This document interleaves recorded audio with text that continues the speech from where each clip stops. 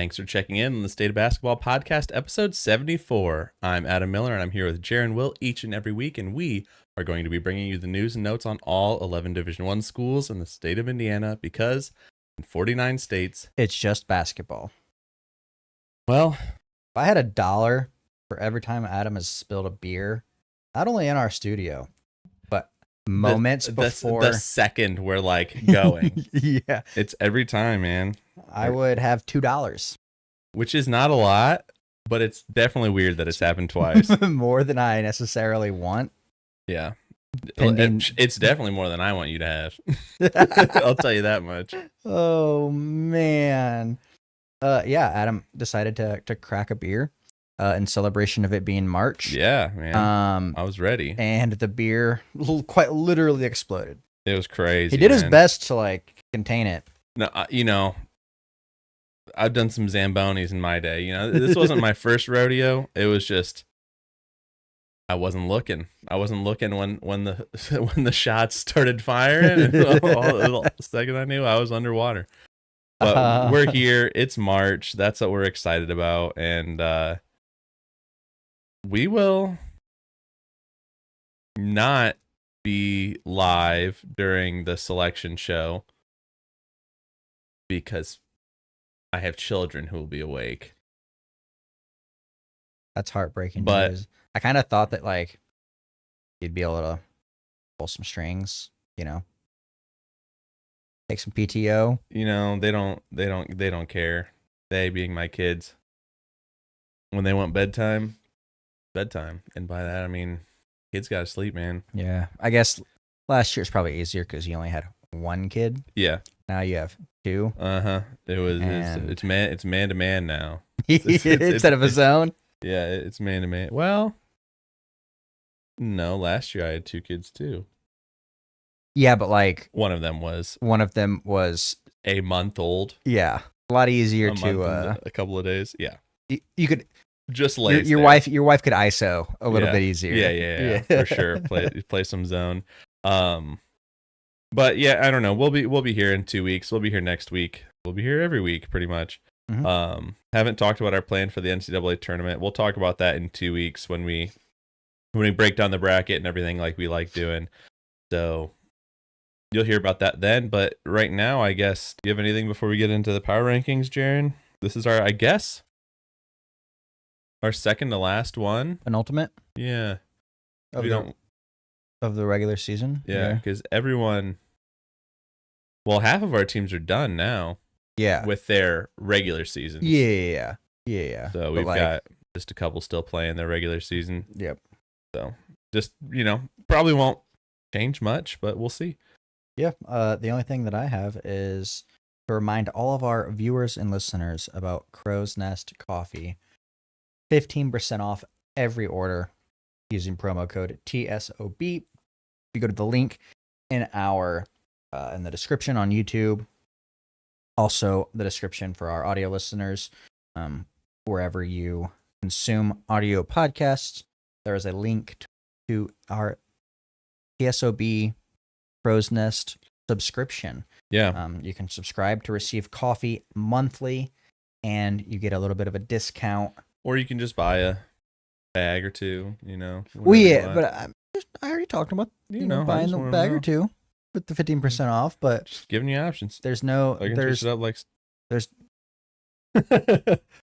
I have leveled up my coffee game. So we've talked about how I have a carafe, a pour over.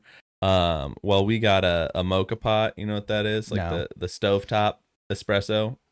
Oh, okay. Like, don't know what it is, but sure. I'm with you. They do it, it's like I don't know if it's an Italian thing, but like never been to Italy. Famously like espresso there.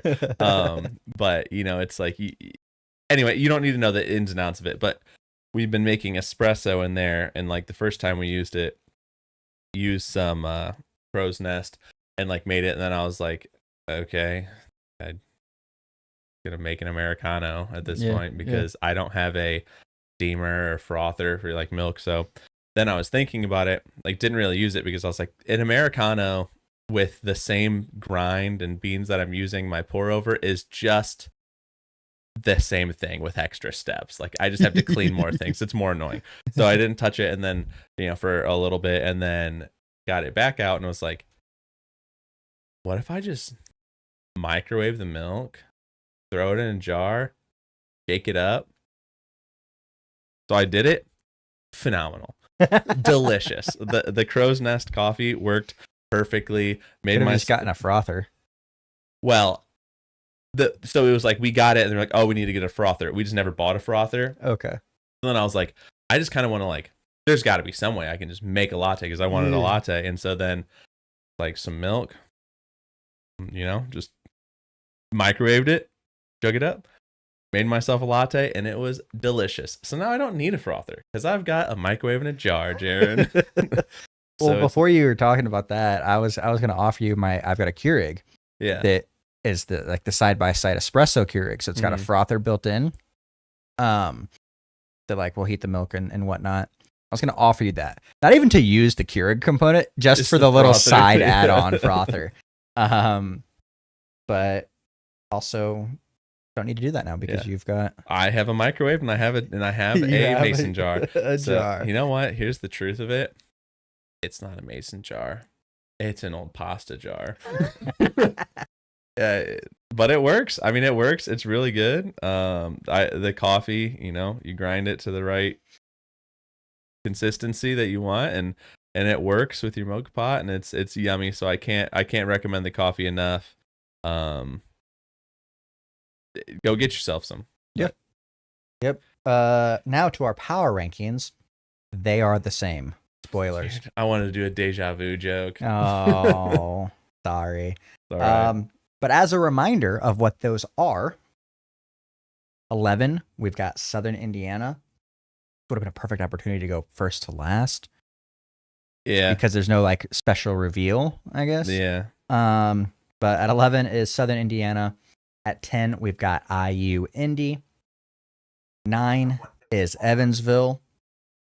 Adam forgot to mute his laptop. You know what? Here's the thing. I did mute my laptop, but then when I cleaned my keyboard, I unmuted it. So the beer strikes again. Dude, it just fighting back. At 8 is Ball State. I love that rhymes. Hate that I have to experience that with any of these teams. 7 is Valpo. 6 is Indiana State. 5, we've got Notre Dame. 4 is Purdue, Fort Wayne. 3 is Butler. 2, Indiana. And 1 is Purdue. Purdue? You just have to exist, and then they are our final number 1. I mean, there's no way with their resume that IU passes them. So hey, maybe Purdue loses 2 and Purdue plays. Well, we can talk about it in a minute. But I was gonna say Purdue doesn't play teams that would knock them down, and IU doesn't have IU'd have to play like Wisconsin and Michigan State for the last 2 and win convincingly, and Purdue would have to play like Washington and USC. Yeah, or like Washington and just any of the teams that aren't going to make the tournament and get beat by like 50. Yeah. Then it'd be like, all right, we need to talk about this. That's fair. Well, let's talk about Ball State. They moved down in Torvik. They are 269 from 256. They went 0-2 this week. They still have games. Never mind. I'll say that means that they finished the season below 500, but that is not necessarily correct. They're 14-15 overall and 7-9 in the MAC. They lost a close one to Akron, 87-82. Then they lost at Bowling Green, 61-52. Yeah, again, it always throws me for a loop that they only play 18 league games. Yep. First of all. So then at this point, every time I look at it, I'm like, dude, how do they still have 4 games to play? Like, that is absurd. But, yeah, I mean, Akron competed, like, very good game for Ball State. Just couldn't close it out. Couldn't do it. But that's expected, right? You were expected Mhm. to lose to Akron. That was the Yep. expected thing. The one that hurts is the Bowling Green loss. Losing by 9 to Bowling Green, where you have Ethan, Britton, Watson, Fat Hill literally combined to go 0 for 12 Yeah, I mean it's wild how much of a swing this game was from the against Bowling last Green one. from the last one. Yeah. Like 40 points in the wrong way, Yeah, in no the kidding. wrong direction. So I was gonna pull up our just like this max standings because there is a scenario that they don't make it, right. 3, 4, 5, 6, 7. They are currently tied for 8th with Bowling Green. So, there are the possibilities of like Eastern or Western Michigan can lose 2. If Ball State wins out, they're fine. If Bowling Green wins or loses 1 and Ball State wins out, then Ball State's fine. But like if they lose 2, they're out for sure. So they have to win at least 1. If they win 2, they are in no matter what. Yeah. That's kind of what we talked about last week is like 2 and 2. 2 and 2 would do it. Is what you not what you need, but that's the minimum that you need. Yeah. Like you can get in at 1 and 3, and like it's a tough one because they're favored by half a point at home to Central Michigan, and they're 10-point underdogs, Miami of Ohio. So you might need some outside help, but just win one. Yeah. Just win this one, your favorite at home. Win your last game at Worthen, and you should be not too worried. Yeah. Couple milestones that happened at least in the Akron game that I want to touch on is Fat Hill had 26 points and 3 rebounds. That's 3 rebounds is not the milestone there. Then Mickey Pearson Jr. had 24 points. Both were season highs in scoring, so it's a season milestone for both of those. And then Juanse Gorcito made his 200th career 3-pointer. So pretty big milestone there. Yeah, good for them. We will monitor. I guess we'll update you next week on if they made the tournament or not. Yeah. So hopefully we don't have to. It sucks that we're having the same conversation we had last year of like. Luckily, the math is a lot easier this year. That's what I was gonna say. It's less confusing. Like it's literally just win 2, win 1, and you're probably okay. But because if you lose 1, then you're Central Michigan there 6 and 10. If they win out, then you're looking at possibly a 3-way tie. But I'll beat my sister up if she goes to Central Michigan. Fair. Let's talk about Butler. So they went up from 74 up to 71 in Torvik. They went 0-2 this week, still went up. They are 13 and 16 overall and 6 and 12 in the Big East. They lost at home to St. John's 76-70. Just definitely fair and square. And then they lost at Villanova 80-70. I think it's like them going up after losing 2 games is just the Big East at its finest because everyone's just tough. And if you play a Big East team close, and then even if you lose, like you're still going to be rewarded because you had to play that team and you played them well. Right. They're all just like good opportunities. It's just, I mean, Thad Matta was so mad about the reffing in this game that he stormed out of the press conference. St. John's game, to be specific. Yeah, the St. John's game, because that was the one that they absolutely could have had. And just some questionable calls, especially down the stretch, didn't help. And it doesn't feel good when the team that it's favoring is the team that's about to win the league. Yeah. And they just seems like you're in the way and they're not going to let that happen. I don't know. Like Colby King they said he was out on a steal. And I didn't think so, but neither team shot well. Like St. John's never shoots well from 3. Yeah. But They just happen to shoot a little better. yeah. Weird this year that we have such good teams coached by titans in the sport. St. John's, Rick Pitino, and Tom Izzo, Michigan State, that just cannot shoot the 3.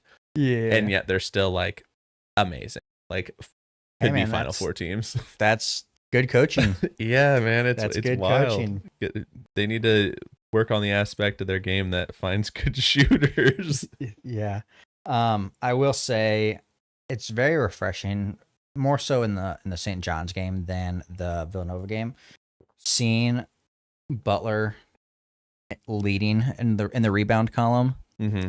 I know that's something that we talked about all last year. Yeah, we talked about a bit this year. It's just that's like one of their weakest aspects of the game. Yeah, absolutely. And they out rebounded. It was marginal, it was like by 5, but it's still more rebounds than the other team, and that's just like it's a great feeling to see, specifically when it comes to Butler. Yeah, like you're always looking to find that time that it happens. Yeah, and then the Nova game, I felt so good about that game for a multitude of reasons. The first half, Eric Dixon, who is the nation's leading scorer, just couldn't find a bucket. Yeah, and I was literally like, couldn't score. I was like, okay, they're locking him down, they're shutting him down. They're gonna be in this, and they're gonna win this game. And then he just remembered how to shoot a basketball. Yeah, and showed us why. Water found its level here, and he scored 34 points. Yeah. So it's unfortunate. I mean, obviously, like they weren't playing. Like Butler's not playing for tournament. They're not trying to keep their tournament hopes alive. But sure would have been nice if they could have, dinged a resume or two on their way down. Yeah. Instead of having their bubble busted like last year, they help bust a couple bubbles. Yeah. Let's talk about Evansville. So they went up a little bit in Torvik from 253 up to 247. They also had an 0-2 week. It's a pretty common trend this week, unfortunately, down the stretch. Some teams are floundering a little bit, which you hate to see. This is probably the worst possible time. This is the second worst time to go 0-2. The worst time to go 0-2 is when it's an elimination game. Like a Big East tournament or the conference tournament, and then the NCAA tournament. Definitely worse to go there, but this is second worst. Well, an elimination game, you can't go 0-2. Well, if it's like the tournament, that's an elimination game, like the conference tournament. Yeah. Purdue, and then if they NCAA tournament. I get what you're saying. There. But anyway, that brings them to 11-20.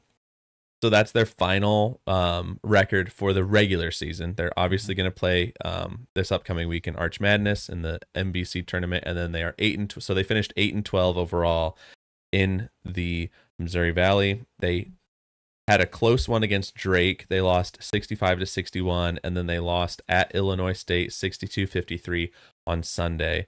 So, two close ones and ones that they would have really wanted to have for seeding purposes in the Arch Madness that starts next week.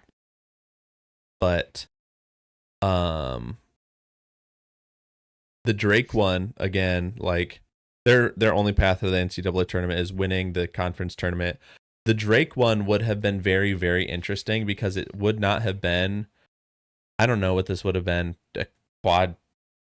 I guess it was at home, so maybe a quad 2. It would have been like quad 2, quad 3 loss for Drake, which wouldn't have taken them out of the tournament probably, but it would have put them very at risk for bid stealers to take their spot if they don't win Arch Madness. Oh, so okay. Because like Drake is still technically on the bubble, like they're in, but they're on the bubble, depending upon what bid stealers do, and if they don't, like Drake almost took a quad 4 loss to Missouri State today. They went to overtime. Like that would have maybe pushed them out of the tournament if they don't win.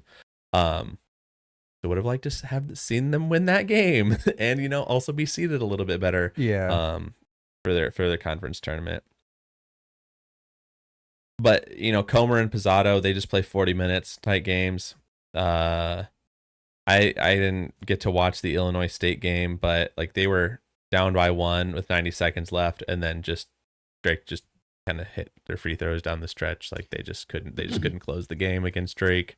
Yeah, they just with like 2:40 left, Pizzato took it to the hole, so put them within 1, and then they just couldn't find a basket after that. That was their final basket of the game. Mm-hmm. So 2 minutes and 42 seconds scoreless in the game is definitely heartbreaking, because then obviously that gave Illinois State the opportunity to extend that lead to make it look a little bit more of a bigger win than it probably was. Yeah.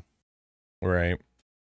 So, they obviously go to St. Louis next week. We'll talk about that a little bit when we preview games next week, but let's just kind of keep moving, man. We're on a pretty good roll here, so let's just keep going to our next team. So why don't you go ahead and throw us down on that one? Yep. So Indiana, they moved up 6 spots in Torvik there, 52 from 58, trending in the positive direction for consistently for the first time most of the season.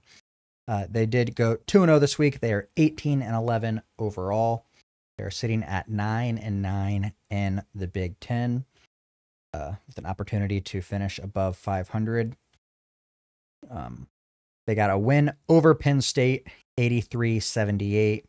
And they also won at Washington on the first leg of their West Coast trip, 78-62. And the Indiana Hoosiers are our Hickory team of the week. Season's been on the line the last few weeks, but they rallied. They're starting to get hot at the right time. They're getting open looks. They're finally knocking those open looks down. Really showing everyone what everyone thought the team would be for most of the season. They just couldn't figure it out for a while. But in the Penn State game, clutch time, Galloway hit back-to-back threes, which was then followed up by a Miles Rice 3 to give IU their first back-to-back win since late December, which is crazy to think about. And then in the Washington game, they absolutely locked down Great Osibor, held him to 4 points on 0 for 5 shooting. And as a reminder, Osibor is the $2 million man. $2 million man, but also was Washington's leader in every statistical category. And we also saw an Anthony Leal masterclass. He was plus 26. He had 4 rebounds, 4 assists, 0 turnovers, 3 steals, 2 blocks, all with 0 points. He was just out there balling. And that is why we've decided that this week they are our Hickory team of the week. I feel like since Woodson retired or got pushed, whatever it was, since the announcement came out that Woodson was not going to be back next year, I don't know if they're playing more free because the pressure's off, or if they're rallying around their coach and wanting to send him out on like the highest note possible. Yep. But I love it because absolutely, would have liked to have not had the stretch where they lost like 5 of 7 or whatever that 9 of 10. Yeah, that terrible stretch was. Would have liked to have done without that, but like that led us to this point where they are playing some of their best basketball. Wish it wouldn't have taken till literally March, but like I didn't think we'd be talking about them being this close to the NCAA tournament. Like if it happened today, they'd be in, probably in a play-in game. So like take care of business in the final 2. You're in. Like you don't even need a win in the conference tournament. You're just in. So like that's nice, and it just feels like so many of our teams right now are backsliding. Yep. Like we literally just talked about 3 0-2 teams. Yeah. And this is a team that's gone 2-0 and is, trying to keep their tournament hopes alive. So very, very reassuring to see. Trey Galloway was great. Like you said, Penn State, I think he was like 4 for 5 from 3. And that was the game Mike Rhodes was saying that he's like he's like, I don't know if he said I don't think he's the best player. He's like probably not the best player in the league, but like he's the MVP of this team. Yeah, by far, I'd say. he's definitely been that at times. So I love that for him, and I especially love it just for a guy who's a hometown guy, and has been there through both coaching tenures, Archie and Woody. So seeing it through to the end. Yeah. Really scary moment before the Penn State game. Malik Renew was scratched from the lineup, not necessarily the starting lineup, but just the lineup period. Mm-hmm. He was at shoot around, doing all right, and then he just like came down with some. I don't even know what it was, if it ever came out what it was, but he had to go to the ER. Right. And obviously, like he was there during the game, so no one really knew what was going on. Even in the post game, like Woodson had not heard what was going on. So definitely scary when something like that happens. Right. You're like, why are you having to go to the ER when you have medical professionals like around the program all the time? Yeah. But turned out he played an incredible game against Washington. So he still made the trip. He was there. He balled out. Blood doping scandal? No, I'm not gonna even entertain that thought. It was all point shaving scandal somehow. But so that scary moment, but things seem to be okay. Yeah, it seemed to be all right. Yeah. Like if it had been bad, he obviously would not have traveled to Washington with the team. Yeah. And then speaking of the Washington game, a really cool moment for a friend of mine, Noah Reed. He was play-by-play on the game. So if you watched it, you heard his voice. He's from Huntington, not too far from Fort Wayne, but then also he went to Ball State for 3 of his 4 years of college, where we met, became good friends. Grew up an Indiana fan. Had up to this point never called an IU basketball game professionally. But I mean, he's, told a story about how he used to imitate games. He had a Jared Jeffries jersey that he wore, and he'd go out there, but he'd wear a white t-shirt underneath it because he wanted to be like AJ Moy. Okay. And he'd go out there and play on his little Tykes hoop, pretty much announcing games and like doing replays of dunks and shots that were made. So it's a really cool moment that he like grew up with that in that fandom and finally got to call a game. A little bittersweet though, because his family is tight knit. They always would watch the games together. And his grandpa, who was like one of his biggest supporters, and when it came to broadcasting, always said that he like looked forward to hearing Noah call a game, an Indiana game. And he unfortunately passed away in July, so didn't actually like get to watch him. Yeah. But it was just really cool just hearing from Noah, because all the same, especially because he lives in Indiana. He lives in Indy currently. Like, flew across the country for that Washington game, which usually doesn't happen. Right. Usually they call someone who's like on the same coast. Yeah. Nonetheless, like in the area. Right. But he got that opportunity, so that was really cool for me to see him like experience that, but obviously also way cooler for him like have that moment in his broadcasting career. So little side story from the Washington game. And yeah, that's awesome. Good for, that's heartwarming.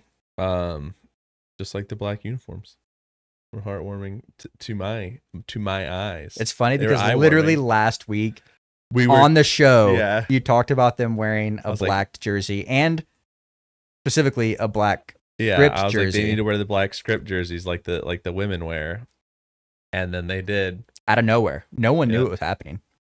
Seemingly, they listened. They heard us. They're like, let's check in on these guys. They might know.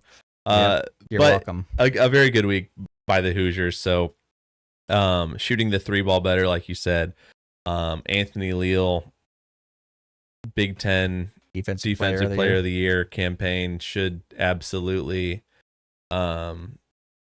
he should be on the short list, if not, number one right now, because he is absolutely locking people up whether it's Ace Baldwin, Braden Smith, like he's just changing the game for people. Great O support.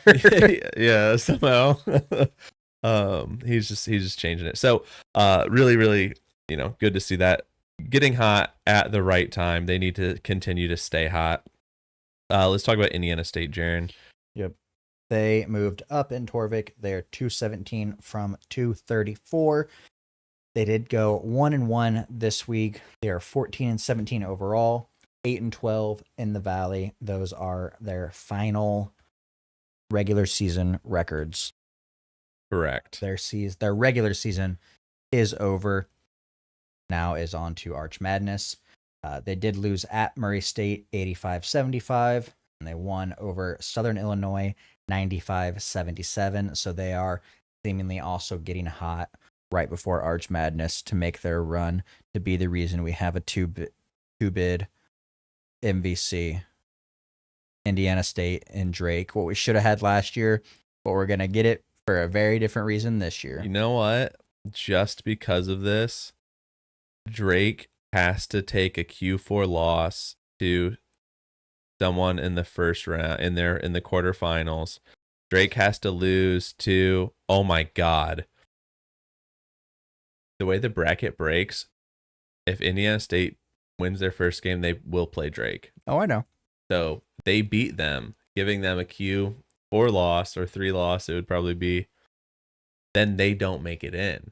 They get revenge for last year. Oh, that's a good point. They don't make it in because it's a stain on their resume. That would be the most legendary. It won't situation. be a Q4 loss, I don't think. I thought I knew that they played. Yeah. Like I knew that would be the path. Could play, yeah. Yeah, I knew that was the path Indiana State would have to take. But I didn't think about the net ranking of that and how it would impact Drake not making. It would also, because in my head Drake's a lot. Drake's in the tournament. Right. They just Drake, and there's no reason that Arch Madness will be crazy, but we'll talk about that in a minute. Yep. This is one of our first all-time bad games this week. This is the first one I'm going to mention, but not the last one I'm going to mention, unfortunately. Camp Swagner, it was not a good game. The Murray State game was not a good game for him. He had 33 minutes, and he went 0-for-10 and didn't hit a shot. Put up 6 threes. Didn't hit any of them. They got killed on the boards, so it was just ugly all around. They got killed on the boards 43-27. They usually are getting out-rebounded. Bro, they got murdered at the free throw line. Yeah. That's Murray State, man. Like Murray State, they play tough, they play physical, and they clearly out-toughed Indiana State in this one. Yeah, I don't even think it's that per se. I just think that they just got every whistle known them. They were foul merchants the entire game. The entire team, a lot of them. It was foul merchants, the greatest 41 term to be added. 41 free throw attempts to Indiana State's 19. Yeah. I've seen worse discrepancies, but that's pretty bad. That's pretty bad. I don't have their 3 numbers comparison, but whatever. Their Southern Illinois game, they won, convincingly. Never trailed. Good. 39 minutes and 7 seconds of lead time. LeVar Ball type beat. Never lost. Undefeated. They, shot really well, 12-29, and then Field, Dowdy, and Gray all went through senior day. So all had great games too. Yeah, they did, which is good to see.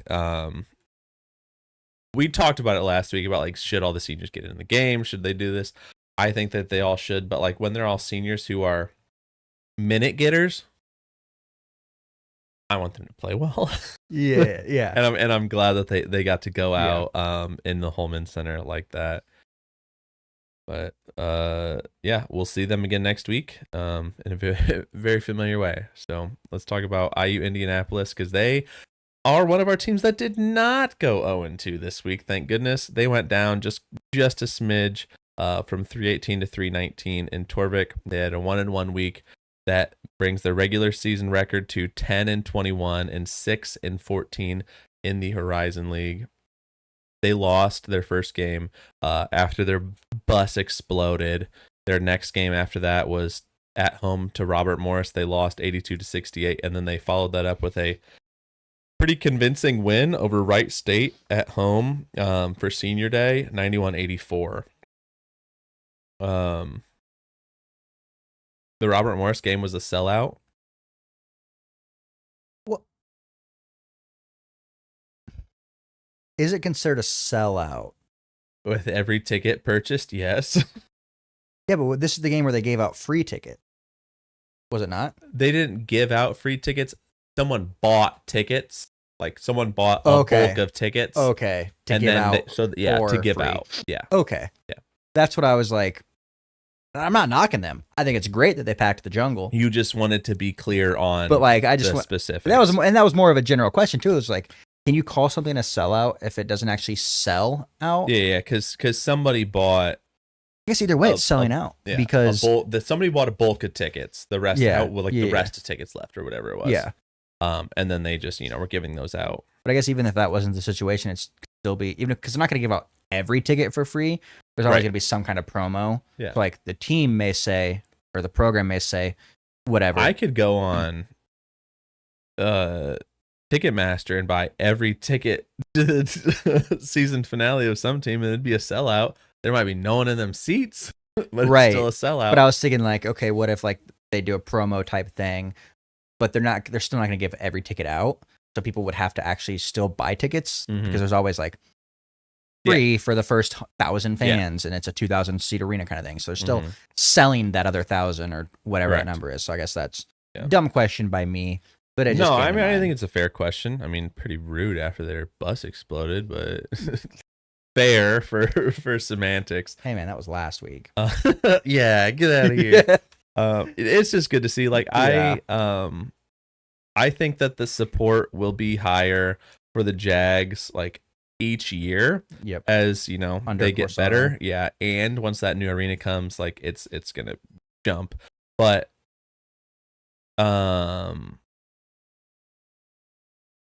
their bus exploded. I was like, they ain't losing. Jags money line, lock of the century. Not quite. Not quite. And that was the game that gave Robert Morris outright.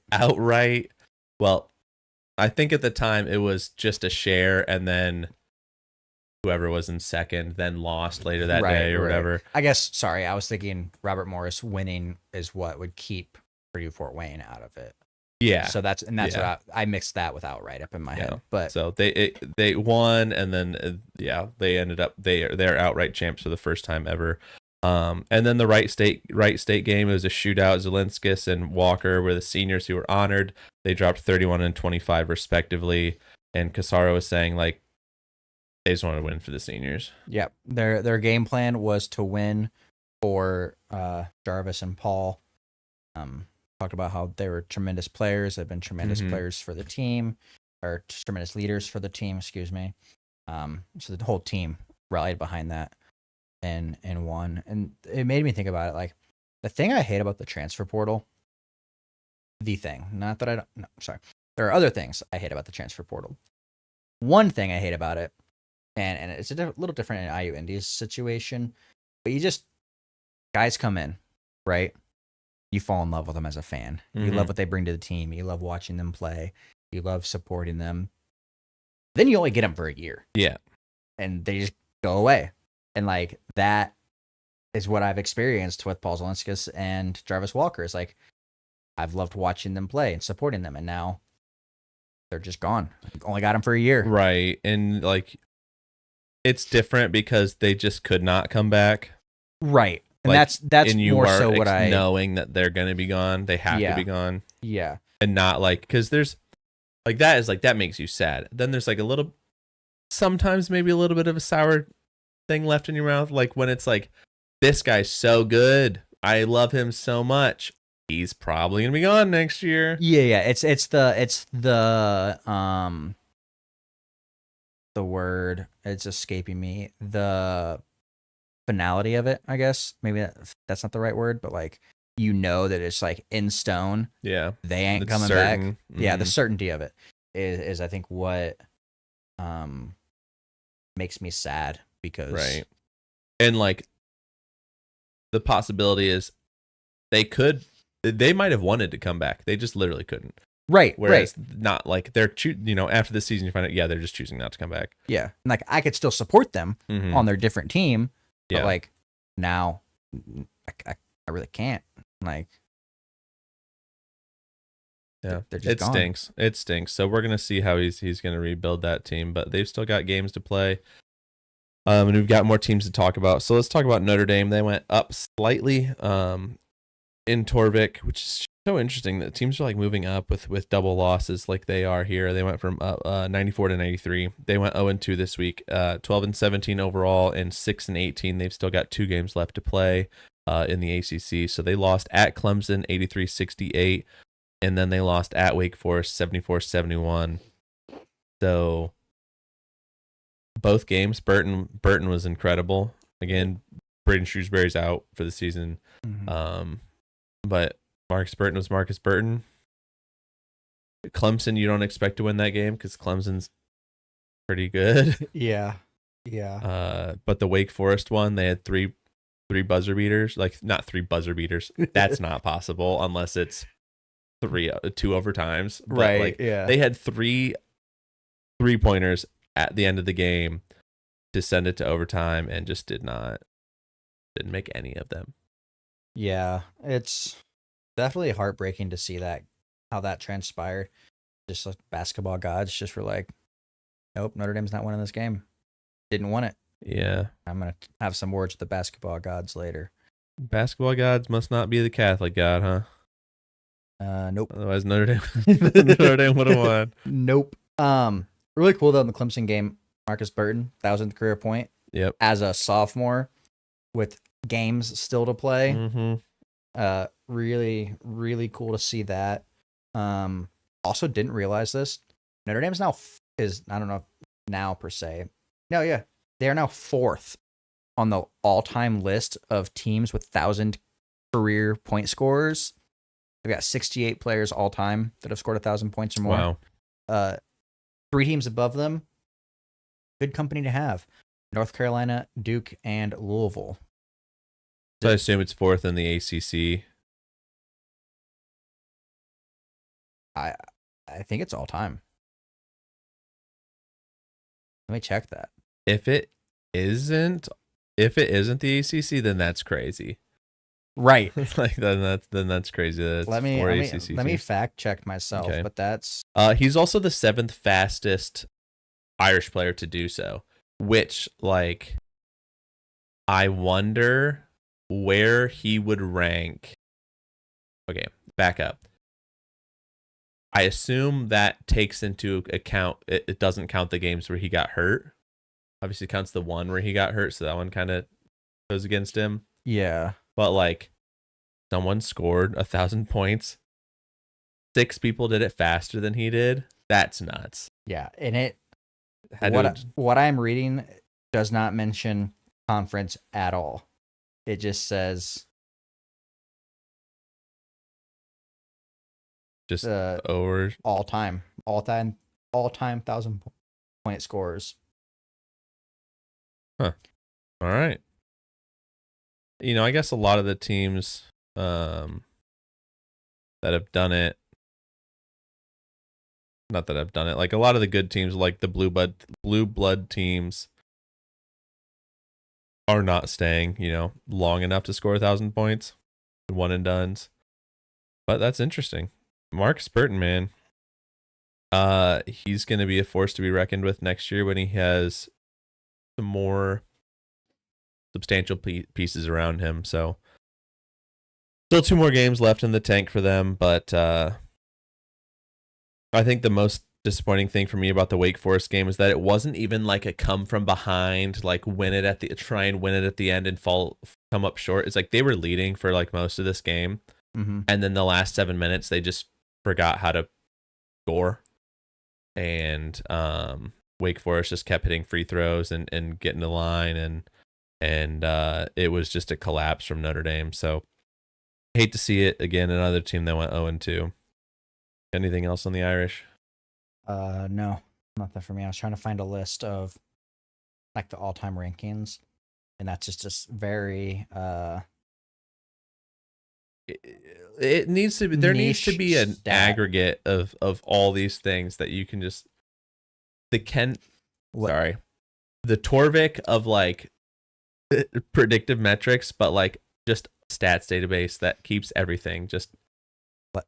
All right, bet we're gonna have 1,000 ads per page. It's gonna be like ads, everything you need in the middle. Our ads will not be in the way. They'll be all on the side. Yeah, banner ads. yeah. It'll be all banner ads, but there will be hundreds of them. We will shill. And you'll be like, man, there are so many ads on this page, but there is every stat I need. That would work wonders for thousands of people. Think about all the play-by-play broadcasters, the radio broadcasters, all of them. Uh-huh. We might be onto something. All right. I feel like I would hate my life having to compile it all. How to code. I don't even care. The coding's the easy part in this scenario. Honestly, because I know people who would do that. Yeah. It's gathering all of those stats and cross-checking. Rock. No. Let's move on. We digress. You just found out someone like tuned in for the first time and was like, "Huh, they're never gonna do that. Time to make my buck." That's all. Honestly, so you're welcome, buddy. You're welcome. We just gave someone $1 million idea. Billion, even, honestly. Who's Meta? Who? Jaren and AdamStats.com. That's, you won't be seeing Amazon trucks anymore. You'll see Jaren and AdamStats.com. Anyway, let's talk about PFW because they went down quite a bit here. They went down from 158 to 177 after an 0-2 week. They finish the regular season at 19-12 and 12-8 in the Horizon League. So they finished out the season with a loss at home to Northern Kentucky, 79-74. Did not get revenge for the wedgie game earlier this year. And then they lost at Cleveland State, that game that we kind of said that they needed to have. If they won that game, it would have given them a bye straight to the quarterfinals of the conference tournament. That did not happen. They lost 68-57. What do you got? The Northern Kentucky game was a pure example of a back and forth game. 28 lead changes, like 7 ties or 8 ties. Wild. That like you just don't. I feel like you don't see many games like that. In general, it's usually like a team gets ahead and then stays ahead, and the other team's like trying to like or like runs, keep it close. Where it's like they're up for 5 minutes and they're up for 5 minutes. Yeah, but just back and forth. I mean, it's exciting to watch, and I think anytime Purdue Fort Wayne touches the court, it's exciting to watch in general. So it would have been more exciting if Northern Kentucky was a better team. Yeah, I wasn't gonna. But I mean, I get what you're saying though. Yeah. It's just like we take it at face value. It's exciting. Yeah. But like no Jalen Jackson. I assume I didn't hear why specifically he was out. I assume against Cleveland State, right? Yeah, against Cleveland State. No Jalen Jackson. I assume just you would rather have him be out against Cleveland State and then back for the Horizon League tournament. If it, just to be safe. I mean, Bello was great, but like down the stretch, like Mulder was in foul trouble. They couldn't hit a bucket other than Bello. Just couldn't do anything down the stretch, and we're trying to close the gap, which they are capable of doing with how quick their offense is. They just couldn't do it in this game. And I don't know, man. It's just the complete wrong time. Yeah. To be going like this for the Dons. And I didn't realize, I was just like looking at the historical matchups. I know Cleveland State and Purdue Fort Wayne are a non-rivalry kind of thing. It's not like a IU Indy Purdue Fort Wayne rival. Yeah. Right, but they're still like conference rivals. Yes. Cleveland State.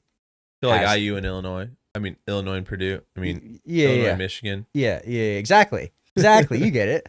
Illinois and Northwestern. No, that one's not it. No, that's not right. But Cleveland State just has Purdue Fort Wayne's number, 3-14. Really? Against them all time. Yeah, they've lost. Cleveland State was pretty dang good for a hot grip there, though. I feel like. I mean, Purdue Fort Wayne's lost 6 straight. Yeah, they're 1-9 in their last 10. But the kind of cool thing about this has nothing to do with the records. The total points scored between these two teams in their 17 matchups. Okay. 1,234. Nice. 1, 2, 3, 4. I saw that. I was like, that's not right. Yeah. Kind of. I mean, it's as likely as all the other numbers. Not true. Not as likely as their all-time score being like 8. A little bit more likely. Yeah. But it was just like, that's a unique little thing that I saw. They got more to they got some more to figure out. I mean, if Jalen Jackson is back, I'm significantly less concerned. But I trust Coach Koff. They are absolutely capable of winning the Horizon League tournament. I just need to see them do it. I would have liked to have seen them win the Cleveland State game, because then that lets them host 2 games, or that lets them go straight to the quarterfinals and host that game. Now they have to play 2 away games. And are now, I guess they would have been the 3rd seed, I think. So, now they're on the same side. Yeah, but they would have had they would have had to play they could have been playing Green Bay if Green Bay wins. Yeah, it's true. They would have been on the other side of Robert Morris. Did they not have a home game if they have a bye? No. Because they are they're in the 4-5 game. Oh. So they're the 5 seed. Okay. But okay. So they have a bye, but it's not because they're not playing anyone. It's because their game isn't until the next day. Got it. Okay. Well, let's talk about their friend school, Purdue. Purdue went down with a 1-0 week. They went down from 13 to 14th. They had a 1-0 week. So they joined Indiana in our winning weeks. No losses. They are 20-9 overall and 12-6 in the Big Ten. And they won against UCLA, the battle for John Wooden. They won that game 76-66. Players only meeting. What are your thoughts? What are your thoughts on players only meetings? My thing about them is it like, why does it need to be talked about? Like, I don't know. Like, I like them. I think players only meetings are a good thing. They usually don't happen because of good things. Right. But like the act of doing it is good. I mean, I just had a talk with one of my senior baseball players about how like he has expectations of the season. We have ours as coaches. We rely on him to like, if he sees something that he's like, we need to do that again. Like we need to do this drill again, or we need to stop practice and run because other players are goofing off or whatever, that like, if he tells us, we'll make it happen. Right. And so like very similar along the same lines of like being that leader, that we're not telling him to have a players only meeting if things are bad, but like be that leader and like going from a player-led or coach-led team to a player-led team. Yeah. I just like, it's always weird to me that it's like people like talk about him, because it's like, if I were a player and I was calling a player meeting, or if I was a coach and my players did it, that like I'd want that happened to like stay between the players, just because. But like you got to wonder, like, how did it come out? Like there's so many people around a college, but it could have. I'm not. Craig Hoffman-Renn is the one who called the meeting. I'm not saying he's the one that talked about it. I think just in general, like people like Like keep it within the program, because the national media, like, I don't really care about like that. I just think that like if it doesn't work, like then it's embarrassing. But like we saw this with uh Trace Jackson Davis a couple of years ago, mm-hmm. and really turn that team around. And I think that it always happens when it's like guys like this. Like it had to be Trey Kaufman-Renn who did it. Like Braden Smith, like yeah, he's the on floor like court general here, but like this is Trey Kaufman-Renn's team. Should be his team. Mm-hmm. He's been there the longest, and like he needs to be that vocal leader. And also he and Braden Smith weren't getting a lot of help. Yeah. Needed a lot of help. Yep. And so, to kind of get them ready, I like that he did that, and I think it worked. I mean, it's UCLA. They've been, tough at times, but they beat Indiana. UCLA did. So, not. I thought UCLA was going to win this game for a bit of it. It was looking bleak for Purdue. They went on, second half and like really Mhm. came on. Yeah. But that's Mick Cronin's Big Ten style of basketball, man. He loves it. Uh-huh. But Braden Smith, he did pass. He did become Purdue's all-time leading assist man. All time with 696 assists. So he got that milestone, and he's the first player in Big Ten history with 250 assist seasons. So pretty notable. Yeah. A lot of assists, guys. It was really cool. Purdue was on a 8-game losing streak against UCLA. Mm-hmm. Got their first win in 65 years. So that sometimes it be your own dudes. Yeah. Sometimes it be your own. It was the longest active losing streak against a single opponent for Purdue. So nice to snap that streak. They also, Purdue and Michigan, only teams to sweep the West Coast. Oh, really? Yep. They took a stand for the Big Ten, for the OG Big Ten. They said newcomers, whoop they ass. Wait. I thought someone just went out. Did Minnesota not win both? I thought Minnesota went out and won. This was both. also at the time of the game, so it could very well be okay. Updated. I was in the process of looking that up actually. That's just like to one see if that any other teams had done it. Minnesota beat UCLA. Did they not play USC? Minnesota beat UCLA and USC February 15th and February 18th at UCLA and USC. Anyway, but they lost to Washington. Oh, okay. You're just talking about all the new ones? Yeah, the 4. Okay. I thought we were just talking about, there's West Coast to me, and then there's Pacific Northwest to me, because there's 2 different trips. So I thought you were just talking about the West Coast ones. My bad. No, Gotcha. the 4 former Pac-12 teams. Yeah, okay. There we go. Yeah.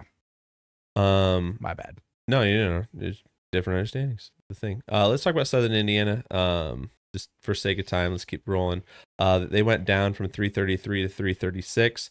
They have completed their season. They went 0-2 this week, and they are done now. They went 10-20 overall and 5-15 in the Ohio Valley. They do not have another game. They did not make the Ohio Valley Conference tournament, and so they ended their season losing at UT Martin 79-63, and then at Tennessee State 74-69.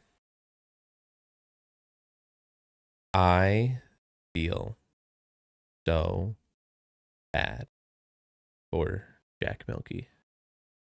He ends his college career going 0-for-7. Had a game-tying 3 with 4 seconds left, which would have been his first points of the game, his first hit shot, and he just can't knock it down. Just like that just makes me so sad to see his career end that way because of how important he is and like how much he cares. And then he has probably the worst game of his career, and that's his last one he ever gets in a college uniform. I hate to see that for anyone, but I especially hate to see it for Milky. On a different note, I didn't realize they played 2 more games in conference this year than the last 2 years.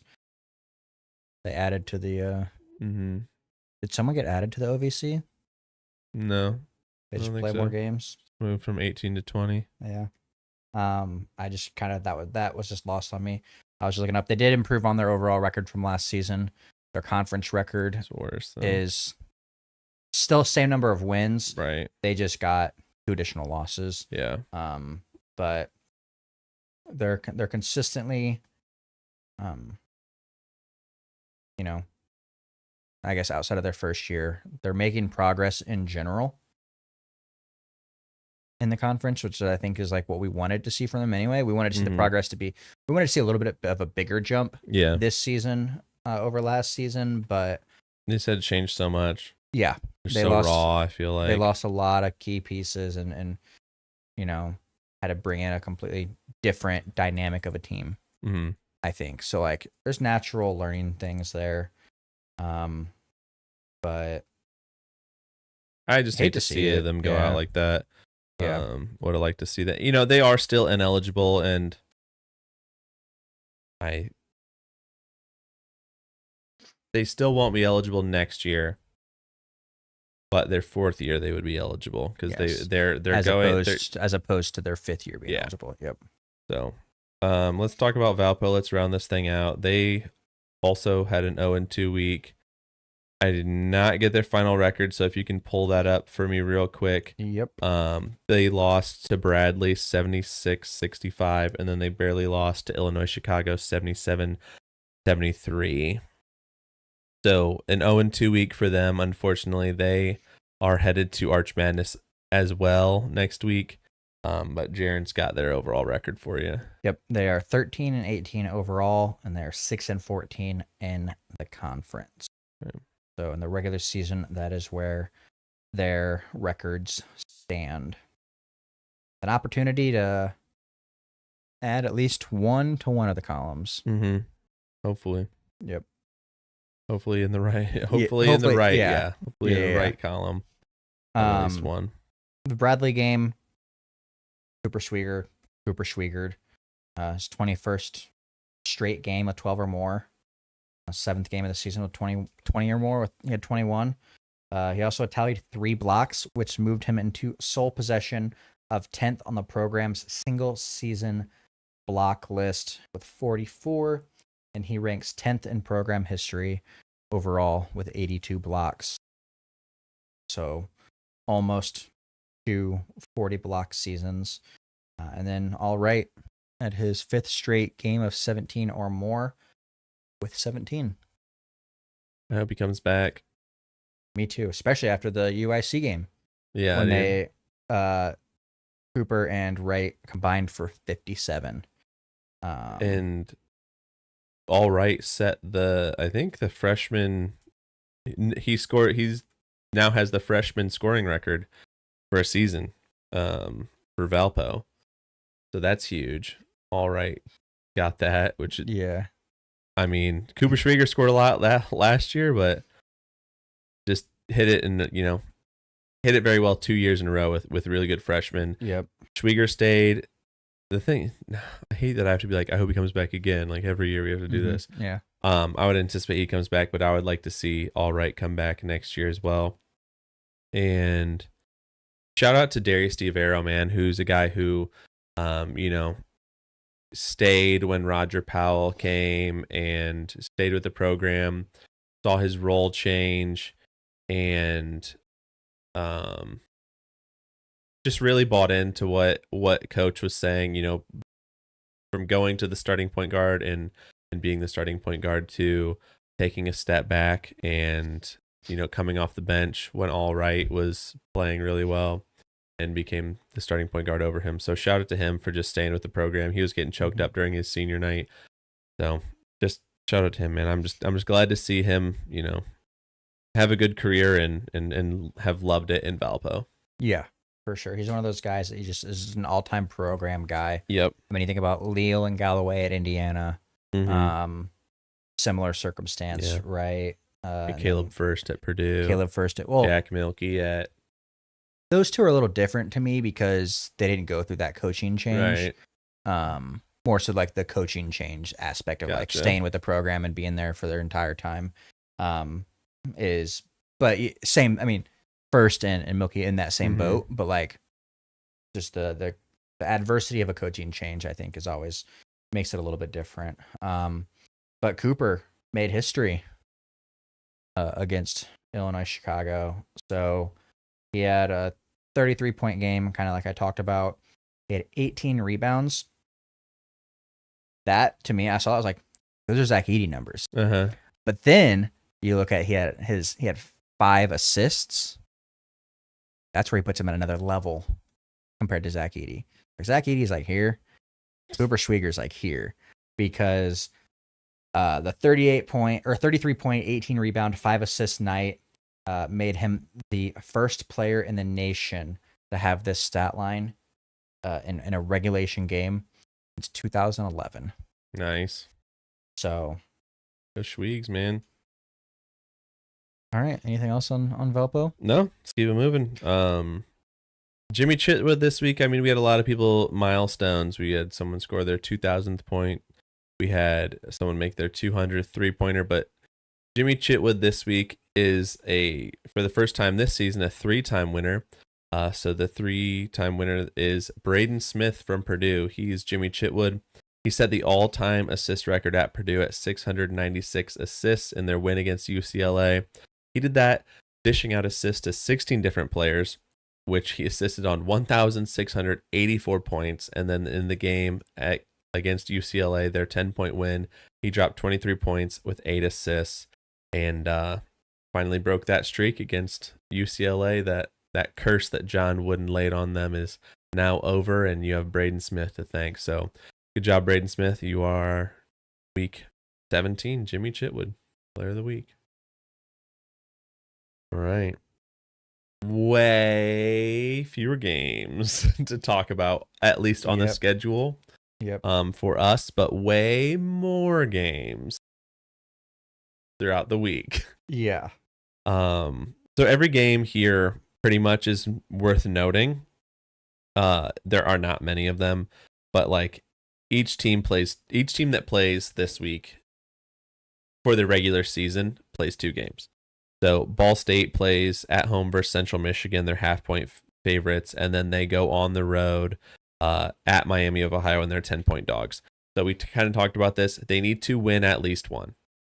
2, and they're probably fine. 1, they're going to be sweating it out to see if they make it into the tournament. The MAC tournament. So they need to at least win one of those, and would like to see them win 2. Where else do we want to go? Butler. I think the big one is Butler versus Xavier. Butler they're 1-point dogs. I think Xavier is one of those teams that's like they were preseason dark horse for the Final Four. That has since changed. But they're bubble. But they're on the bubble. And we were talking about Butler got theirs popped last year. Yeah. No one better to pop a bubble than for Xavier. Yeah. So I think there's an opportunity for them there to potentially help out our 2-bid MVC campaign. Or the Hoosiers. Depending on what happens. Yep. The Hoosiers. Also, them playing 2, the big one for them is Oregon. You win that game, I think you're safely in the tournament. Right, you're getting far. Yeah, you're getting maybe out of the first 4. Feel fine. And then I think that then they go on to play Ohio State on their senior day. You gotta win that one which too. Is a gotta win, but also that has some bubble implications for Ohio State. Yeah, they're in, I believe, at this point. I think so. Yeah, but they're again on that edge of like You want to beat they could anyone be bumped who's up. a question mark. And Ohio State is one of those teams. You want to Mhm. hurt any other bubble team and help yourself. So that's definitely a must win for them.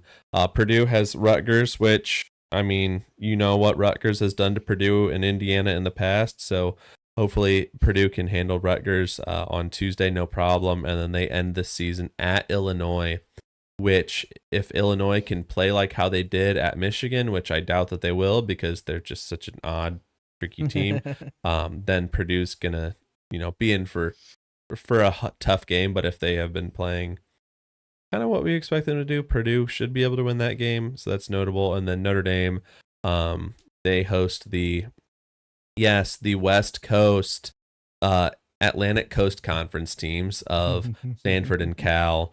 So they are favored in both of those because both of those teams are doo-doo, but they should win. They should win both of those games. I'd like to see them win both, and so should you. So now we get to talk about the tournaments because tournaments started today. Not any of the teams that we follow, like none of the leagues that we follow started their tournaments. A-Sun. The A-Sun, like, already started their tournament today, which is awesome. They're always the first one that kicks off. They're not the first one that finishes. Which is wild to me. Yeah. They take a break between games. Right. Whereas the OVC is always the first bid punched. Yeah. They are always the first one. They get punched on Saturday. But they just go Wednesday, Thursday, Friday, Saturday. Boom, boom, boom. 4 days Yep. in a row. And that's why they're the first one early on in the day. But let's talk about the Horizon League because this one has,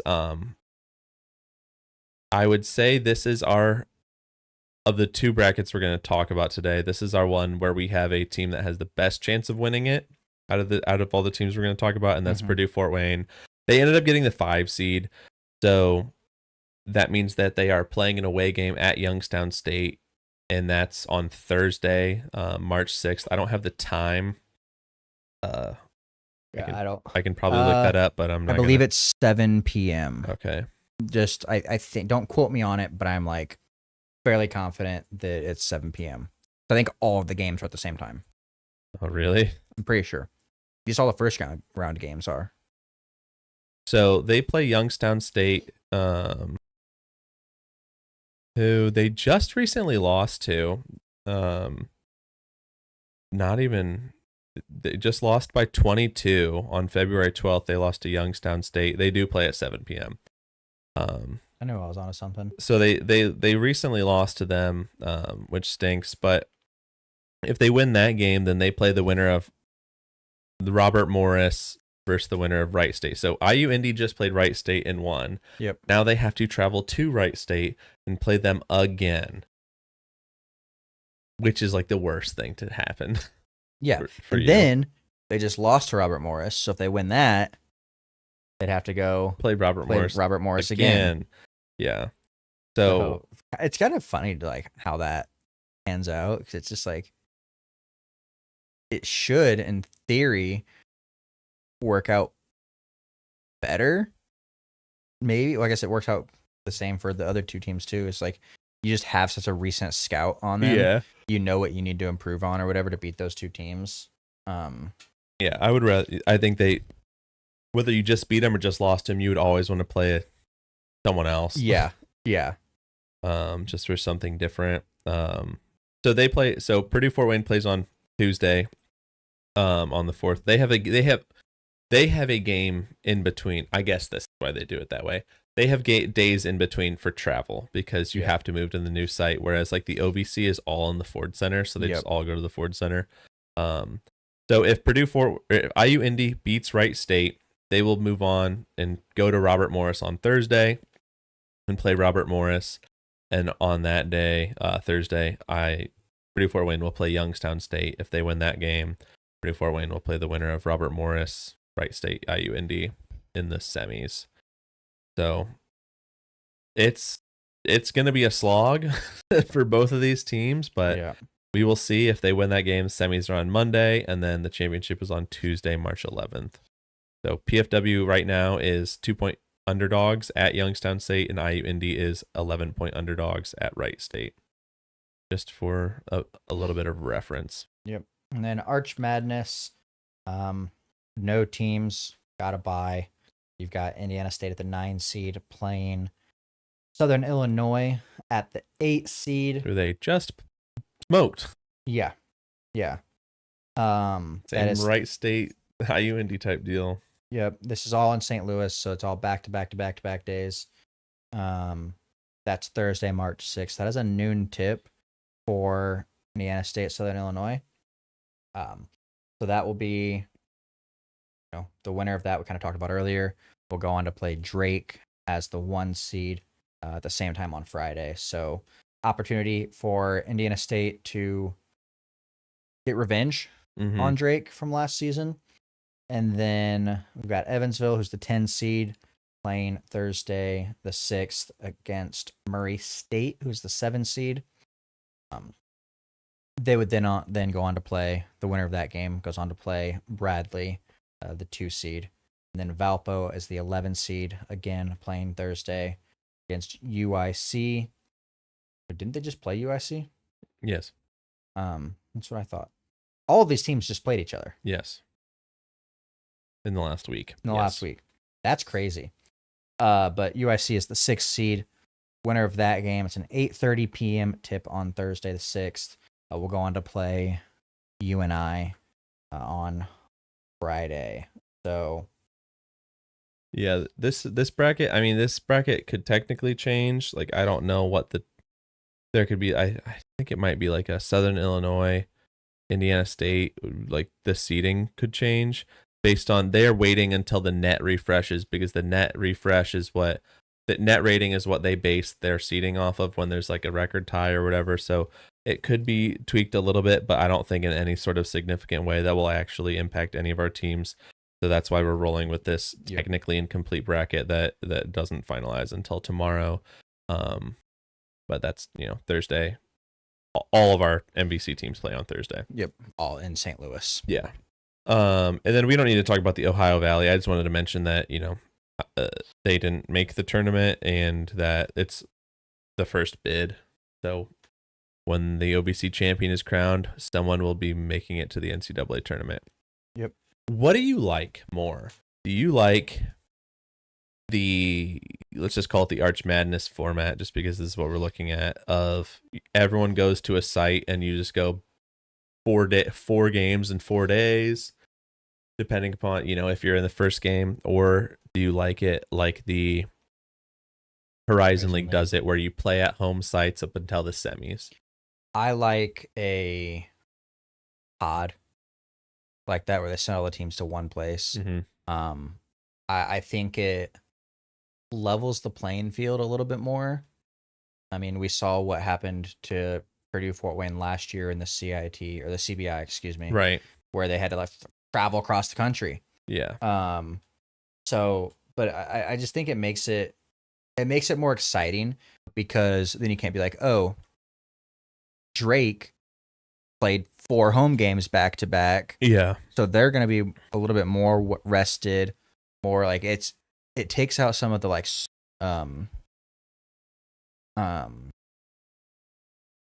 not like bias, but like seed, advantage. the seed carry, like the seed advancement kind of thing. It means that, there could be opportunity for upsets more likely when they're all in one location. They all have the same experience kind of thing there. So I think it's like I agree with you. I prefer when they all go to one location and then it's just like everything's on a neutral. Yep. And you just play. I don't care if you have a day in between. I don't really care about that. But I think it's fun when it's just like you beat a team. All right, next team scouted. You got to go play them at noon the next day. I really like that. Obviously, I think for the fans too. Yep. Because the fans can just like go to St. Louis. Arch Madness is apparently a party. Yeah. Just like a party. Yeah. And like the Ford Center is apparently pretty rocking for the Ohio Valley tournament. And, obviously if I were Robert Morris, I'd give me the format that I have all day, because you get to play a home game on Thursday and then you get to travel to Indy, you don't have to play again till Monday Yeah. for the semis. Like, Yeah. I would obviously prefer that if I were the highest seed. But, you know, if you're not hosting a home game, yeah, I think you would definitely prefer I think it's better for the viewers. to be neutral. Yeah. Yeah. I also, as a spectator, like it because, like, if I didn't have stake in the Horizon League, Mm-hmm. Thursday to Monday, I would forget about it. Yeah. Yeah. Like, I really would. And so, like, honestly, might forget about it if Purdue Fort Wayne isn't playing on Thursday or IU Indy because, like, there's other games to watch. Yeah. So that's kind of my Purdue Fort Wayne will be playing on Thursday, but right. So Monday. Sorry, yeah, Monday. Yeah, it's like, I mean, yeah, because then they go back to back days, Monday, Tuesday. Yeah, I don't know. It's weird. Not my favorite format. I definitely prefer the Arch Madness style. I'd be curious to hear from like a coach or a player. Let's have Coach Koff on, and ask him all about the format and what he prefers. Yeah, because he's been on both sides of it. Yep. You know, hosting and Yep. traveling. Let's get into some stuff from last week. Yep. We don't have to spend too long here. So Kansas is not great this year. Mm-hmm. Kansas is not used to not being great. Yep.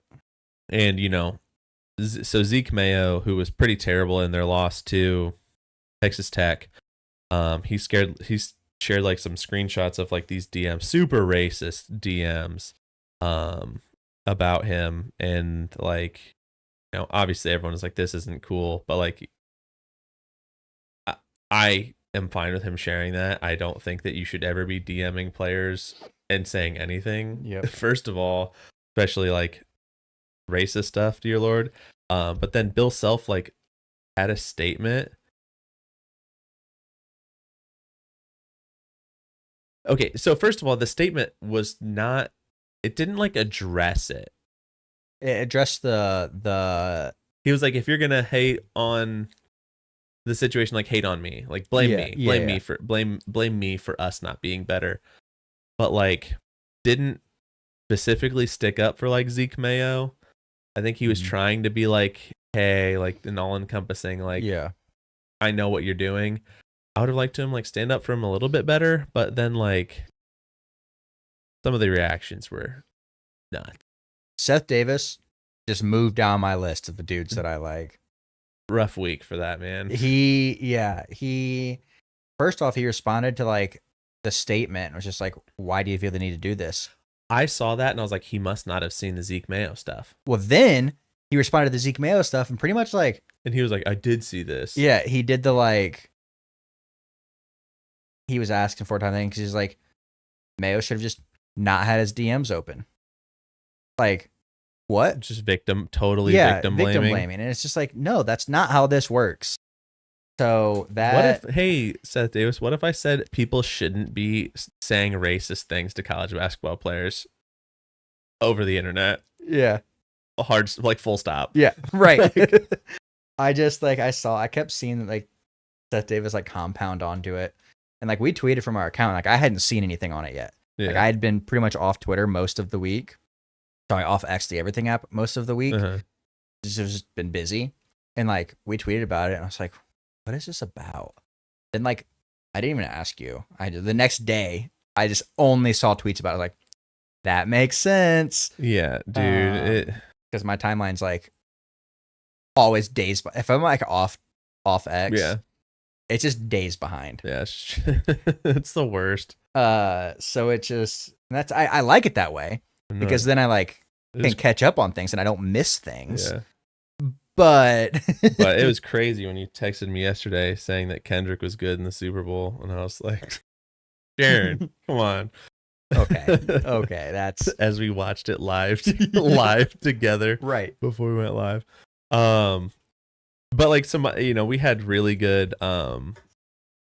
This week was like the appetizer. Like normally conference tournament week, like champ week is the appetizer, but this was like this was the bread at the table when you sit down. Yeah. This is the Texas Roadhouse rolls. Yep. the breadsticks, like whatever it is. That's what it was. Because like we had the back-to-back nights. Michigan State wins on a buzzer beater. Michigan wins on a buzzer beater. Yep. And then Tennessee wins on a buzzer beater. Can we talk about that for a second though? Because Bama just couldn't inbound the ball. Right, game's tied. Bama couldn't inbound the ball. Tennessee gets it after a 5-second violation. Rick Barnes called a timeout. Did you see that? Yes. He was on the sideline signaling for a timeout. They just didn't grant it to him. Could you imagine how this would change if I'd be getting a technical.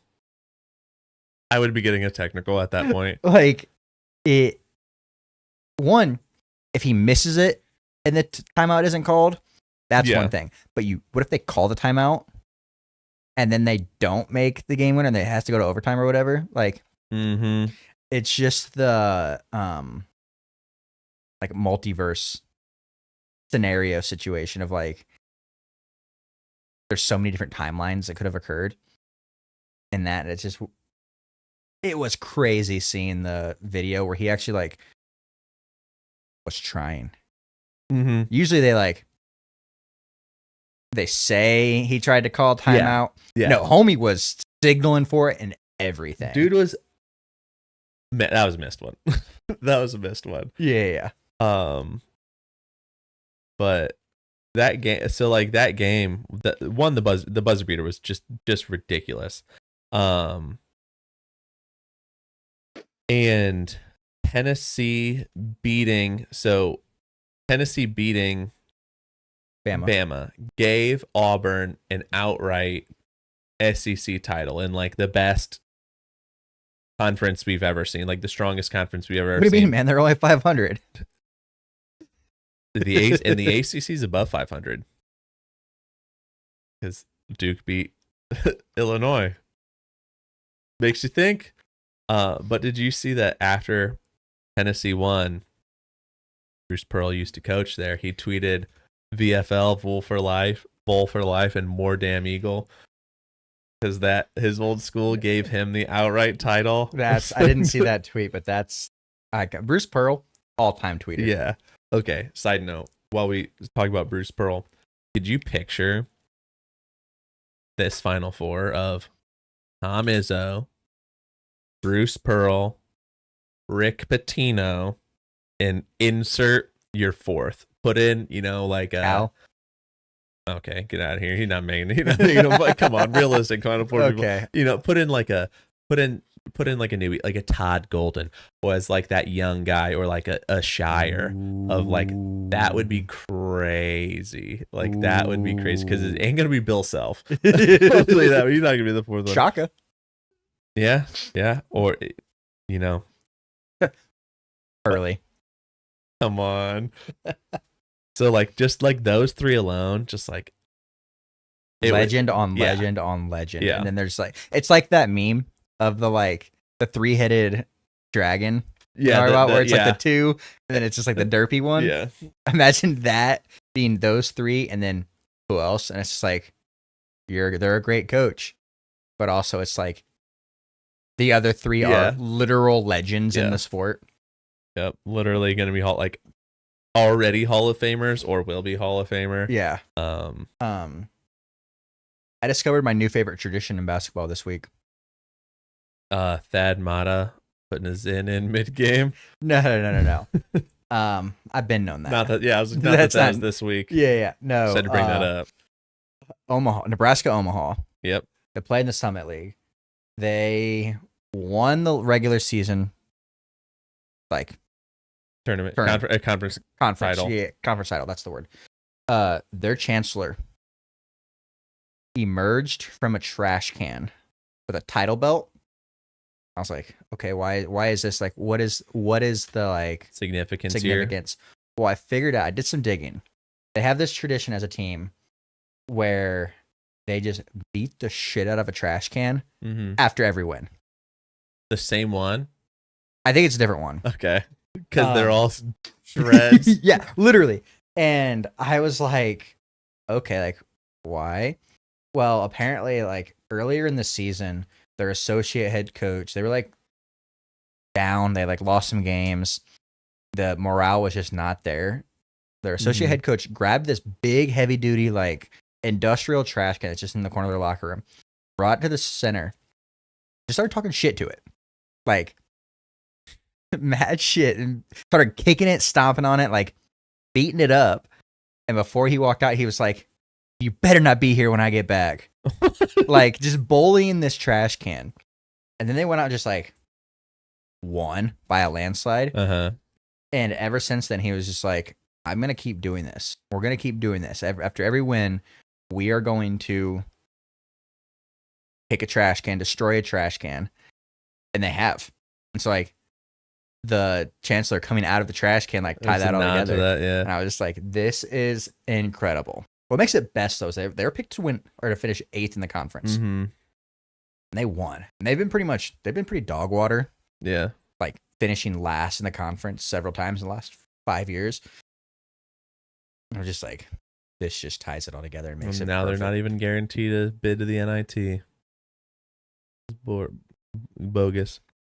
Dude, coaches come up with the craziest things sometimes, and like that reminded me of how like Jim Harbaugh had like told a story to his brother-in-law Tom Crean of like convinced him to bring bats in to the locker room, and he brought in like plastic bats or something instead. It's like at some point you got to be like, that might be too far. That might be not the right thing.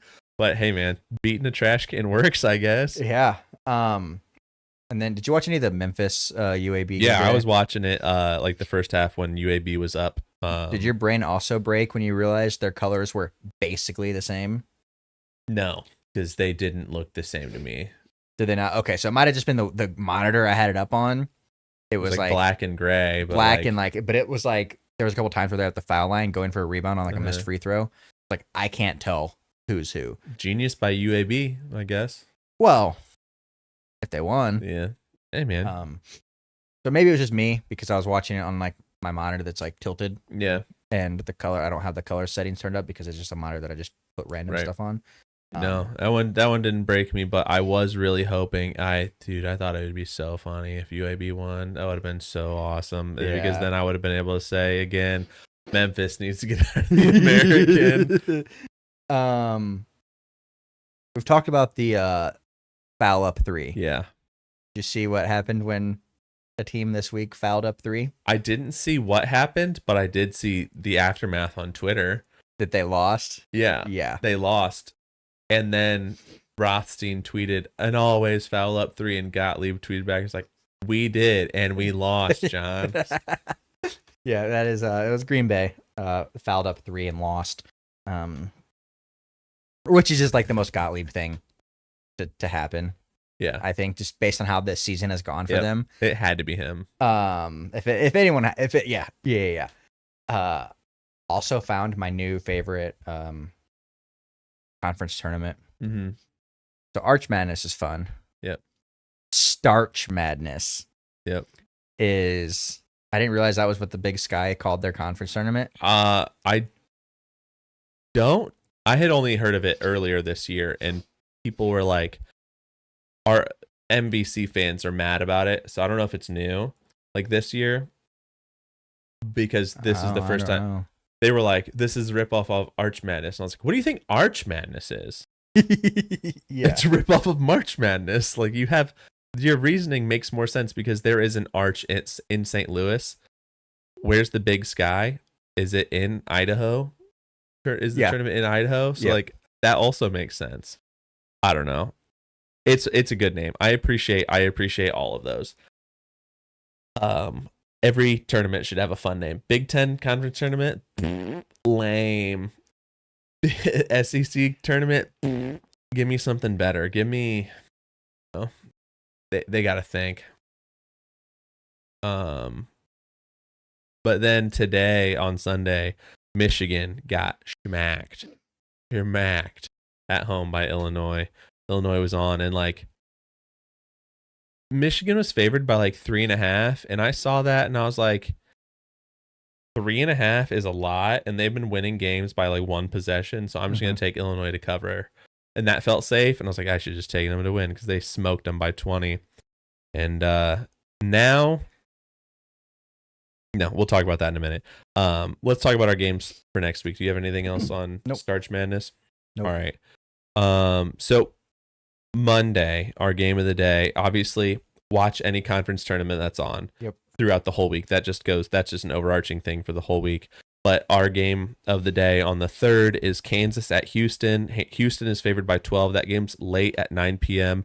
Houston already won the Big 12, but Kansas is still threatening to literally not get above 500 in the Big 12 for the first time under Bill Self, and maybe the first time since James Naismith coached there. I don't know, man. Right. Since they were in the Big 12, since the Big 12 was a thing. So watch that one. Kansas should win that. Kansas should lose that one at Houston because Houston is absolutely buzzing right now. Yep. Tuesday, March 4th, our game of the day is Auburn at Texas A&M, 9 p.m. Auburn are 6-point favorites. A&M's currently on a 4-game losing streak, and it's just tough to have to play the conference outright champ as your final game of the season. Maybe they're resting on their laurels. They might have one. They have one more after this. But still, like, you just hate to see it. You know, if you're on a losing streak like that, you don't want to have to play a buzzsaw that is Auburn. No. So good luck to the Aggies. Wednesday on the 5th, our game of the day is Florida at Alabama. Alabama's favored by 4. That game's at 7 p.m. Both of these teams are 12-4 currently. So tied for second. Whoever wins this game will move into sole possession of second, and they can't catch Auburn. Auburn has 2 games ahead, so they can't catch them. But for seeding purposes, and I think it'll just be a really good game. So that'll be in Alabama on Wednesday at 7 p.m. Thursday, the 6th, our game of the day is Michigan State at Iowa at 8 p.m. Michigan State are currently 6.5-point favorites. If Michigan State wants to win the Big Ten, they need to win this game. Don't see any reason why they wouldn't. It'll be fun to watch, though, because Iowa scores a lot and shoots a lot of threes, and Michigan State does not. So it's just opposite, polarizing types of play, I think, is what makes this real fun. Could be a trap game. Could definitely be a trap game. Friday the 7th, our game of the day is UNLV at New Mexico. New Mexico's favored by 10. That game's at 10 p.m. New Mexico has a 1-game lead on Colorado State in the Mountain West. So New Mexico needs to take care of business to keep that going. Colorado State also plays that day. So the race for the Mountain West is heating up. Will probably come down to that day. Yeah, probably will. Because I imagine they both play games sooner in the week. Yep, I believe so. So our Saturday, March 8th game of the day is also an Alabama game. They play at Auburn. Auburn being 10-point favorites. That's a 2 p.m. tip. It's gonna be a fun game to watch. There's also, like we talked about, conference tournaments all day. It's gonna be fun, exciting ball. But this game is the best game outside of the tournament play on Saturday. Yeah, obviously watch the OVC championship game. We just don't know who's going to be in it, so But watch it. That is on the 8th, so that'll happen that same day. I think it might be a noon game too, but I'm not certain on that. Our last game of the day is Sunday on the 9th. Michigan is at Michigan State. Michigan State is favored by 6. That game is at noon. So obviously more conference tournaments are going on that Sunday, but if Michigan and Michigan State both win their games earlier in the week, then Michigan State will have already won the Big Ten championship, a share of it. But if Michigan can upset Michigan State, then they will share if they both win their earlier games. Yep. Which is interesting because it will come down to this game one way or another, pretty much, unless Michigan loses earlier. Right. Unless Michigan loses their earlier game. So it's going to be a good game, and I love that it's happening. And if Tom Izzo wins one more game this week, then he ties Bob Knight and someone else for 11 Big Ten titles. Crazy. 11. A lot for most Big Ten titles by a coach. 11. So watch that on Sunday at noon. Now is our guess the game of the week. Mm-hmm. As an update, Adam is 5-11, not to be mistaken with his height. Yeah, I'm 6'2". 5'10". Okay, I am not 5'10". Why do you say it like that? What's wrong with being 5'10"? Nothing's wrong with being 5'10", but like, I'm not close to 5'10". You know what I mean? Like, yeah, it's not like I'm even. I can't even make the justification on the camera, right, for our video watchers, because you are distinctly taller than me. Yeah, and I slouch a little bit, so like, right. Okay. Anyway, for our audio listeners, I just sat up upright, sat up and then straight, so I did the same. Adam followed in turn. But it's not like I'm not someone who's like 5'11" trying to say no, I am 6 foot. I'm just 6'2". That's just how tall I am. Yeah. He's a 6'2" post player. Yeah, exactly what everyone dreams of being. Post moves and a point guard size, but a postman's lateral quickness. And then I am 4-12, so I got to 4 wins, which was Adam's goal. 4-12 is 5 foot, Jaren. 4-12. You're 5 right. flat. You're right. I believe you go first this week. I go first. Okay. Sure. You do know. All right. I go first to guess. Guess. Right. Okay. All right. Yeah. Someone start speaking. Okay. So my week 18, guess the game for Adam, is Scrubs in the Big City. Scrubs in the Big City. Scrubs, Sacred Heart makes me think of that. Big City's got to be oh God, dude. I'm pretty sure that Sacred Heart is in the MAC, and I actually don't know if this is a MAC tournament game or not. Don't tell me if it is or isn't. So I'm thinking of Iona. I don't think Fairfield's in the New York, but then there's also Manhattan. And I think the last time there was one that was about this, I think I guessed Iona, but it was Manhattan. So logic tells me I should guess Iona again, because you're not going to get me on the same thing twice. But then that tells me I should stick with the one that I know that you know is in New York. So I'm going to go Sacred Heart at Manhattan. That is correct. I almost the irony is psychology myself. The irony is that game is Thursday, March 6th at 7 p.m. Sacred Heart plays Iona on Saturday. Do they really? Yes. Oh my gosh. All right. So Adam's final regular season guess the game record is 6-11.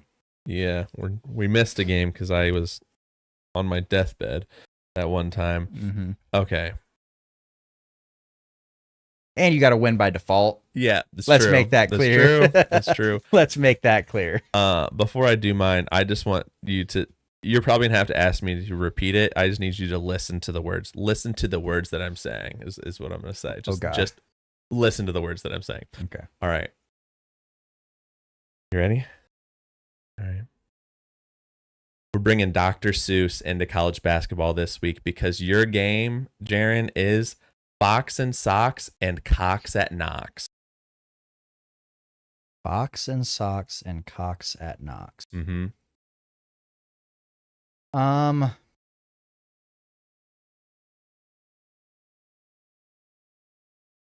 Fox and Socks trips me up, but Cox at Knox. Cox at Knox, Yes. Okay, so that makes me think. I'm just gonna send it. South Carolina at Tennessee. That's exactly right.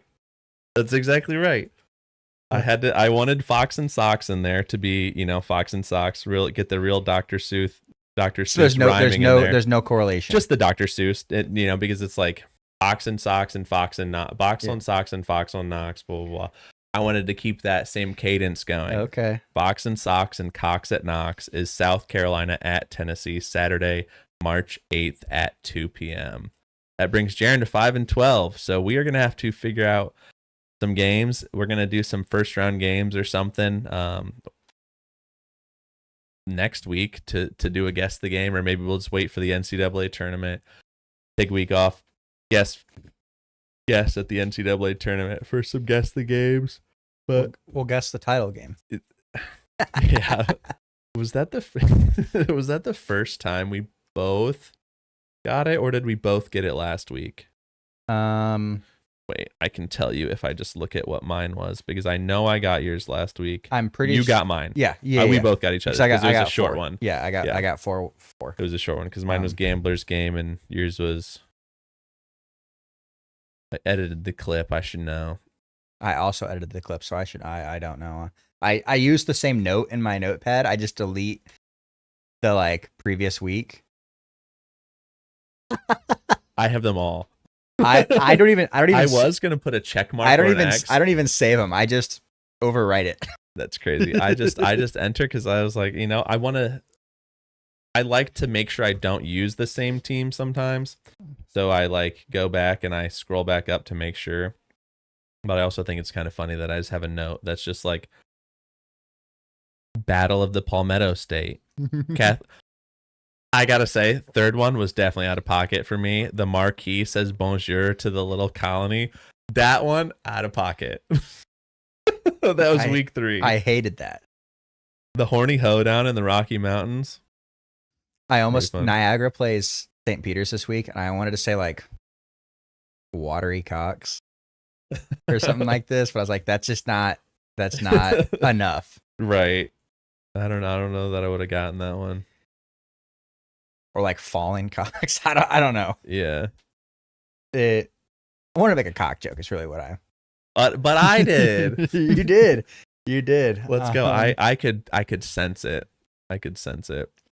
Going out on a high note though. Anything else for this week?